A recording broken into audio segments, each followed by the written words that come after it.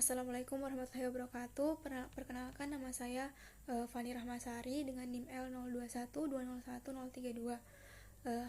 Sekarang akan membahas mengenai satu jurnal tentang limbah plastik yang berjudul pemanfaatan limbah plastik sebagai bahan baku pembuatan bahan bakar alternatif dari mata kuliah pencemaran perairan. Nah, yang pertama itu membahas mengenai latar belakang. Produksi sampah nasional ini menunjukkan tren yang terus meningkat seiring dengan terjadinya pertumbuhan ekonomi dan peningkatan jumlah penduduk. Nah, salah satu jenis sampah yang menjadi perhatian adalah sampah plastik. Kontribusi sampah plastik terhadap total produksi sampah nasional mencapai 15% dengan pertumbuhan rata-rata mencapai 14,7% per tahun, dan menempatkan sampah plastik ini sebagai kontributor terbesar kedua setelah sampah organik. Nah, pengelolaan sampah plastik menjadi masalah sebab plastik ini merupakan material yang tidak bisa terdekomposisi secara alami. Nah, sehingga pengelolaan sampah plastik dengan menggunakan landfill maupun open dumping tidak dapat dilakukan. Nah, salah satu alternatifnya adalah penanganan sampah plastik dengan melakukan proses daur ulang atau recycle. Nah, prolisis sampah merupakan salah satu bentuk proses daur ulang dengan mengubah plastik menjadi bahan bakar. Selain itu, bermanfaat untuk mengurangi jumlah sampah plastik. Pirolis sampah plastik juga bermanfaat untuk menjadikan bahan bakar dengan nilai energi yang cukup tinggi. Selanjutnya, tujuan penelitian. Nah, penelitian ini bertujuan untuk mengetahui dan membandingkan kemampuan minyak hasil pirolisis plastik dengan minyak tanah dan solar dalam hal massa jenis, lama pembakaran, temperatur air, dan volume air yang menghilang atau yang menguap saat dimasak menggunakan minyak tersebut. Selanjutnya ke metode penelitian. Nah, gelas plastik dalam kondisi kering sebanyak 200 gram dimasukkan ke dalam alat pirolisis yang dilengkapi sistem pendingin dan penampung destilat. Nah, gelas plastik pada fase padat selanjutnya diubah menjadi fase cair atau minyak dengan menggunakan proses thermocracking atau pirolisis. Nah, proses perubahan fase dari padat menjadi cair berlangsung dalam dua tahap.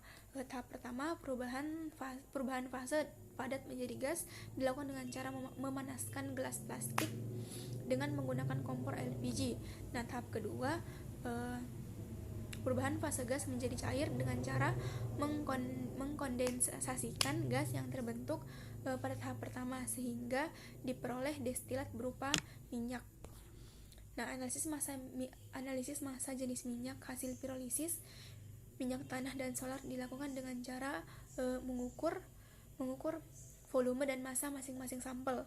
Tiap-tiap sampel diambil 5 mili dengan gelas ukur.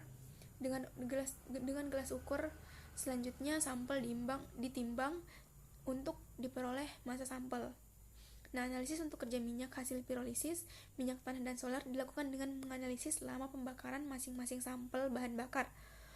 Untuk kerja sampel dalam menaikkan suhu atau memanaskan air dan mengukur volume air yang tersisa setelah dipanaskan dengan menggunakan masing-masing sampel bahan bakar. Selanjutnya, hasil dan pembahasan. Nah, suatu benda yang memiliki massa jenis yang semakin tinggi, maka semakin besar pula massa setiap volumenya. Minyak solar memiliki massa paling besar pada setiap volumenya dibandingkan dari ketiga jenis minyak yang diteliti. Sedangkan minyak tanah memiliki massa yang paling rendah pada setiap volumenya. Hal ini mengindikasikan bahwa minyak solar masih memiliki banyak pengotor karena dihasilkan dari proses penyulingan bahan bakar mentah pertama sehingga kualitasnya masih berada di bawah minyak tanah dan minyak pirolisis. Nah, pada penelitian ini, minyak hasil pirolisis plastik diuji dengan menggunakannya sebagai bahan bakar untuk memasak air sehingga dapat diketahui besar temperatur air. Nah, temperatur air yang dihasilkan dari pemasakan menggunakan minyak pirolisis akan dibandingkan dengan temperatur air yang dihasilkan dengan pemasakan menggunakan minyak tanah dan minyak solar. Yang terakhir ada kesimpulan. Nah, massa jenis minyak pirolisis adalah 0,8 gram per mili, sedangkan waktu yang dibutuhkan untuk membakar habis suatu benda adalah 4,2 menit. Pemasakan air menggunakan bahan bakar minyak pirolisis menghasilkan temperatur 75 derajat pada waktu pemasakan 4 menit dengan volume air yang hilang atau menguap sebesar 12,6 mili. Jika dibandingkan dengan kualitas minyak tanah dan minyak solar, kualitas minyak pirolisis berada di bawah minyak tanah, namun berada di atas solar berdasarkan indikator massa jenis, lama pembakaran, temperatur air, dan volume air yang hilang atau menguap saat masak menggunakan minyak tersebut. Pemanfaatan limbah plastik sebagai bahan baku pembuatan bahan bakar alternatif merupakan salah satu hal yang baru dan tentunya bermanfaat untuk mengurangi limbah-limbah plastik yang semakin lama ini semakin menumpuk. Mungkin itu yang sempat saya sampaikan, kurang dan lebihnya mohon dimaafkan. Assalamualaikum warahmatullahi wabarakatuh.